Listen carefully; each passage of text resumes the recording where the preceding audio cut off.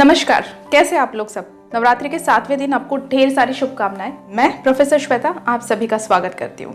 आज बात करेंगे डोमेस्टिक वायलेंस की। डोमेस्टिक वायलेंस ये जो वर्ड है, मतलब हमारे भारत में डोमेस्टिक वायलेंस एक्ट पास किया 2005 में। जी हाँ, 21st सेंचुरी में भी हमें ये ज़रूरत पड़ रही है कि ऐसे लॉज पास किए जाए। मतलब आप देख सकते हैं, अंदाज़ा लगा सकते हैं कि एक औरत की स्थिति क्या है पुरुष प्रधान समाज में।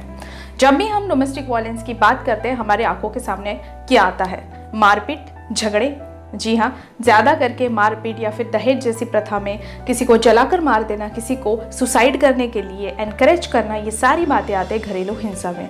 सबसे पहले बात करेंगे जो एक्ट पास हुआ था 2005 में, उसमें डोमेस्टिक वायलेंस की यानी घरेलू हिंसा प्रतिबंध जो कानून है 2005 का, उसमें इस चीज़ की डेफिनेशन क्या दी गई थी। As you can see on the screen, what is domestic violence? So domestic violence can be defined as any kind of harm, any kind of injury and any kind of act जो उस औरत को physically, verbally, emotionally, economically उसको affect करे, उसका जीना मुश्किल करे। और इसके बाद कौन से टाइप्स होते हैं डोमेस्टिक वायलेंस के। Again you can see on the screen what are the different types of domestic violence, घरेलू हिंसा के प्रकार, जिसमें से सबसे पहले आता है फिजिकल वायलेंस यानी शारीरिक हिंसा। दूसरा प्रकार आता है सेक्सुअल वायलेंस यानी कि लैंगिक हिंसा। तीसरा प्रकार है वर्बल एंड इमोशनल अब्यूज यानी शाब्दिक और मानसिक हिंसा। और चौथा प्रकार है इकोनॉमिक अब्यूज यानी आर्थिक हिंसा। इसमें मैंने वर्बल एंड इमोशनल जो हिंसा है उसको हाईलाइट किया हुआ है।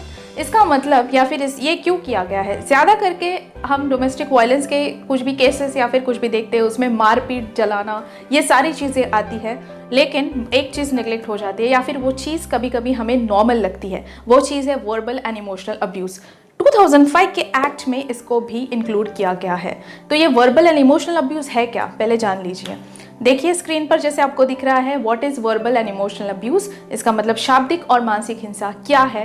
तो सबसे पहले है any kind of humiliation, insult, कोई रिमार्क है, नेम कॉलिंग है। इसके बाद उसको किसी भी नाम से बुलाना, स्पेशली उसको अगर बच्चा नहीं हो रहा है या फिर उसको मेल चाइल्ड नहीं हो रहा है, उसके लिए नाम रखना, ये सारी चीज़ें हैं। दूसरा, उसको धमकाना, उससे कोई रिलेटेड अगर उसको कोई पर्सन है, उसका बेटा हो, उसके भाई हो, उसके माँ हो, इसको मैं हार्म पहुँचाऊँगा या फिर उनके साथ में बुरा कर दूँगा, ऐसी चीज़ें भी इसमें इंक्लूड की गई है।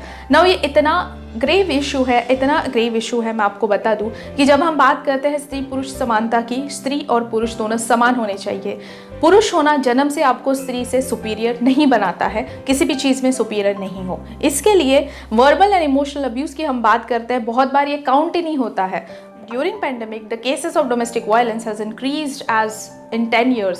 मैंने यहाँ पे द हिंदू से लिए हुए कुछ स्क्रीनशॉट डाले हुए, आप देख सकते हैं, वहाँ पे पढ़ सकते हैं। In the yellow it's highlighted that how many cases are increase, कितने सारे केसेस बढ़ गए हैं। इसके बाद मैं आपके सामने एक टेबल पेश करना चाहूँगी, ये हिंदू से ही लिया हुआ है। इसके बाद यहाँ पे देखिए 3 टाइप के वायलेंस दिए गए हैं। 3 टाइप के वायलेंस कितने लोगों ने रिपोर्ट किए, कितने लोगों ने रिपोर्ट नहीं किए, और वो रिपोर्ट किए हुए परसेंटेज किसी की हेल्प से कितने कम है। एंड अगर आप गौर से देखेंगे तो यहाँ पे वर्बल एंड इमोशनल अब्यूज़ का कोई भी नामो निशान नहीं है, मतलब इसको सेपरेटली नहीं दिया गया है। इसका मतलब एक तो ये हो सकता है कि उसको दूसरे टाइप के वायलेंस में इंक्लूड किया गया, और ये भी हो सकता है कि ये वायलेंस को हम वायलेंस माने ही ना। सबसे पहले आपके कॉन्शियस क्लियर कर देती हूँ कि ये वर्बल एंड इमोशनल अब्यूज़ क्या है। फॉर एग्जाम्पल, कोई आपको नाम से बुला रहा है, किसी इंसल्टिंग या फिर रिडिक्यूल कर रहा है, फैमिली के सामने इंसल्ट कर रहा है, इसको कुछ अकल नहीं है, इसको कुछ समझ में नहीं आता, तुम क्या मुझे सिखाओगी, तुम क्या मेरे सामने आवाज़ ऊँची करोगी, नीचे आवाज़ में बात करो, क्यों? ये सारी चीज़ें औरत को नीचा दिखाने वाली चीज़ है। पब्लिक प्लेस में उसका इंसल्ट करना या फिर कुछ ऐसा करना जिससे उसको किसी सबके सामने शर्मिंदा होना पड़े, दूसरों के सामने उसको ये जताना कि उसे कुछ नहीं आता है, उसके जॉब को लेकर भी उसको नाम रखना, उसके जॉब को लेकर भी उसको ब्लेम करना, झगड़े के लिए उसको ब्लेम करना, and all this things are included in verbal and emotional abuse. अगर आपको लगता है आपका रिलेशनशिप सही जा रहा है क्योंकि अरे मेरा पति मुझ पे हाथ नहीं उठाता, लेकिन वो सारी चीज़ों का क्या, जो वो आप पे हक समझ पे, आपके ऊपर ओनरशिप समझ के आप पर चिल्लाता है, आपका इंसल्ट करता है कि ये चीज़ें बतानी नहीं चाहिए, ये चीज़ें एक औरत को अफेक्ट नहीं करती, बहुत ज़्यादा इमोशनली अफेक्ट करती है। And these are also forms of domestic violence. आपके ऊपर हाथ उठाना कभी भी गवारा नहीं करता, वैसे भी गवारा नहीं करता आपके ऊपर कोई आवाज़ ऊंची करके बात करे।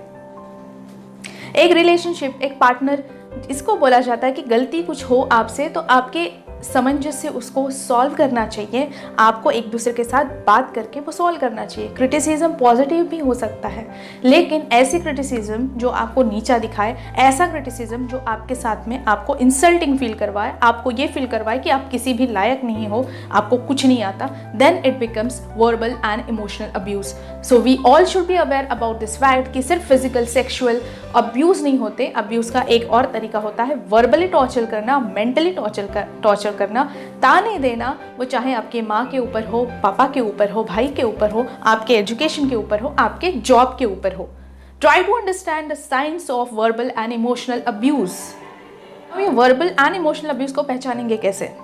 कोई भी आर्ग्यूमेंट में आपको दोष दिया जाता है, किसी भी चीज़ में आपके ऊपर उंगली उठाई जाती है, आपके साथ ऊंची आवाज में बात की जाती है जबकि वहां पे वो चीज़ जायज़ नहीं हो, फैमिली फंक्शन हो और कुछ भी चीज़ हो, आपको वहां पे काउंट ही नहीं किया जाता, आपका ओपिनियन काउंट नहीं करता, आपसे कुछ पूछा नहीं जाता, ये सारी चीज़ें, दोस्तों के सामने आपका मजाक उड़ाया जाता है कि इसको कुछ समझता नहीं है, उसको वो चीज़ें समझ भी नहीं आएंगी, चलो उसके लिए हम किसी और चीज़ में उसको समझाते हैं तो शायद वो समझ जाएगी, उसके इंटेलिजेंस के लेवल की ये चीज़ नहीं है।